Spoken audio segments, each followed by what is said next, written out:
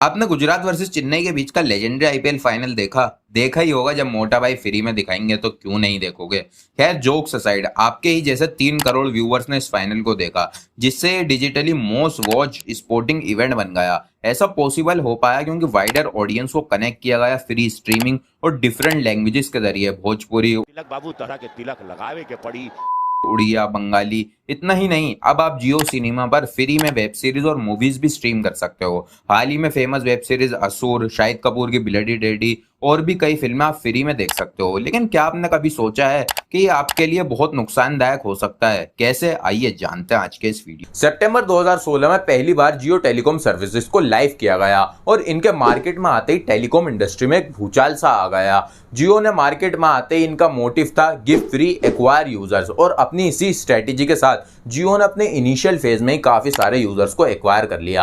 और आपने भी इसी टाइम पर ज्यादा इंटरनेट को यूज करना स्टार्ट किया होगा, क्योंकि एक टाइम पर 1 GB डेटा की वैल्यू होती थी करीब 300 रुपए, और आज के टाइम पर ये सिर्फ 14 रुपए है। जियो के आने की वजह से ही इंडिया के मोबाइल सब्सक्रिप्शन में एक सिग्निफिकेंट इंक्रीमेंट देखने को मिला। जियो ने आते ही प्लान्स को चीप कर दिया, लेकिन टाइम के साथ साथ प्राइसेस भी बढ़ते गए, और आज के टाइम पर इंडिया की टेलीकॉम इंडस्ट्री में एयरटेल और जियो की डुओपोली क्रिएट हो चुकी है। तो आप सोचोगे इसमें गलत ही क्या है, प्राइसेस तो अभी भी सस्ते ही हैं। लेकिन एक मिनट के लिए आप सोचो, अगर जियो और एयरटेल अपने 1 महीने के प्लान की वैल्यू 250 से 500 कर दें तो आप क्या ही कर लोगे? कुछ नहीं कर सकते, क्योंकि इनके अलावा एक अच्छी सर्विसेज देने वाला कोई और प्लेयर मार्केट में है ही नहीं। तो आपको चाहते ना चाहते इन्हीं की सर्विसेज को यूज करना पड़ेगा। यहाँ एक ऐसा सिस्टम स्टैब्लिश हो चुका है जहां सिर्फ 2 कंपनीज के हाथ में मार्केट का पूरा कंट्रोल है। अभी तो ये सिर्फ डुओपोली है, लेकिन जियो कोशिश कर रहा है कि इस सेक्टर में भी एयरटेल को एलिमिनेट कर दे। यही सेम चीज जियो कोशिश कर रहा है जियो सिनेमा के साथ। जैसे कि हमने पहले बात की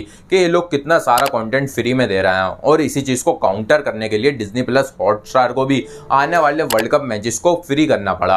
अब यहां से एक पॉइंट आता है कि टेलीकॉम मार्केट में अच्छा खासा डोमिनेंस होने की वजह से जियो सिनेमा के डेटा ट्रैफिक में जियो सिम वाले यूजर्स को प्रायोरिटाइज किया जा सकता है, जिसका बेसिकली मतलब होता है कि जियो सिनेमा के ऐप पर जियो सिम वाले यूजर्स को ज्यादा बेटर और स्मूथर एक्सपीरियंस मिलेगा as compared to other companies. इससे होगा ये कि दोनों ही बिजनेसेस एक दूसरे को कॉम्प्लीमेंट करेंगे। जियो सिनेमा पर फ्री में कंटेंट देखने के लिए लोग जियो की सिम खरीदेंगे, जिससे टेलीकॉम और ओटीटी दोनों ही सेक्टर में जियो की डोमिनेंस बढ़ेगी। एक और फैक्टर जो इनकी मोनोपोली में कंट्रीब्यूट करता है वो है इनकी हैवी पॉकेट्स। इसी भारी जेब का एक एग्जांपल है, जब जियो टेलीकॉम को लॉन्च किया गया था तो दुनिया के सबसे बड़े स्टार्टअप्स में से एक था, जिसमें 2.5 लाख करोड़ की इन्वेस्टमेंट करी गई थी इनकी पेरेंट कंपनी रिलायंस के द्वारा। अपनी इन्हीं हैवी पॉकेट्स की वजह से इन्होंने जियो सिनेमा के लिए भी कई मूवी सीरीज और आईपीएल के राइट भी खरीदे हैं। Same goes with retail sector. आपको बिग बाजार याद है, जो कि अब रिलायंस के लोगों के साथ स्मार्ट बाजार में कन्वर्ट हो चुका है। अपनी इन्हीं हैवी पॉकेट्स का फायदा उठाकर रिलायंस ने रिटेल सेक्टर में बहुत सारी कंपनीज को खरीदा, और आज इनके कलेक्टिवली इंडिया में 14,000 से भी ज्यादा स्टोर्स हैं। इसके अलावा रिलायंस ने यूज करी multi modal approach. For example, अगर एक कंज्यूमर को एक एक्सपेंसिव प्रोडक्ट चाहिए तो रिलायंस मार्क्स एंड स्पेंसर है। अगर एक अफोर्डेबल प्रोडक्ट चाहिए तो रिलायंस ट्रेंड्स है। सुपरमार्केट प्रोडक्ट्स के लिए जियो मार्ट है, ई कॉमर्स में आजियो है, और आज रिलायंस डायरेक्ट कंपीट कर रहा है अमेजोन के साथ रिटेल सेक्टर में। रिलायंस ने अपने ही अंदर इतने सारे ऑप्शंस बना दिए हैं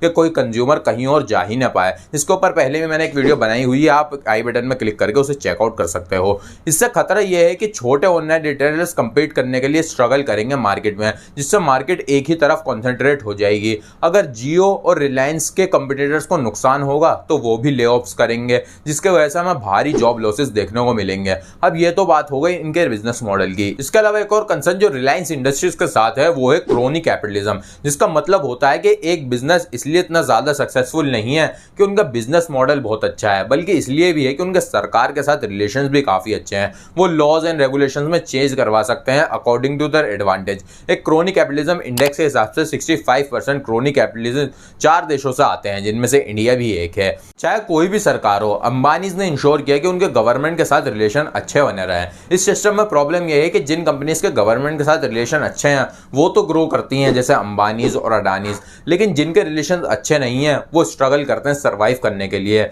एग्जाम्पल के लिए स्टार्टअप्स भी आ जाते हैं। तो भाई देखा आपने, हर तरीके से रिलायंस इंडस्ट्रीज कोशिश कर रहे हैं मार्केट में मोनोपोली बनाने के लिए।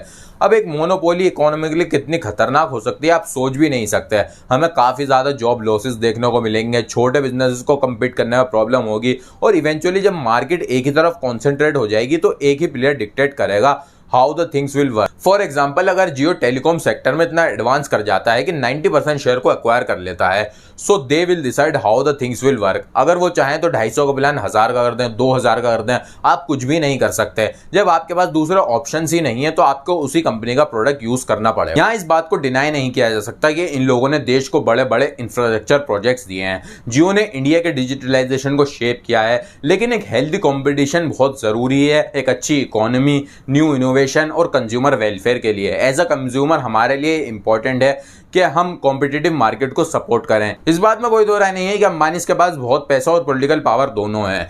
अब इस पावर को देश के इंफ्रास्ट्रक्चर और इकोनॉमी को बढ़ाने में यूज किया जा सकता है, या फिर हर सेक्टर में मोनोपोली क्रिएट करके इकोनॉमी को अपने ऊपर डिपेंडेंट करके देश की डेमोक्रेसी को दबाने में। इस पर आपकी क्या राय है, कमेंट्स में लिखकर जरूर बताएं। वीडियो देखने के लिए धन्यवाद। मिलते हैं अगली वीडियो में, तब तक के लिए एक्सप्लोर करते रहिए और सवाल पूछते रहिए।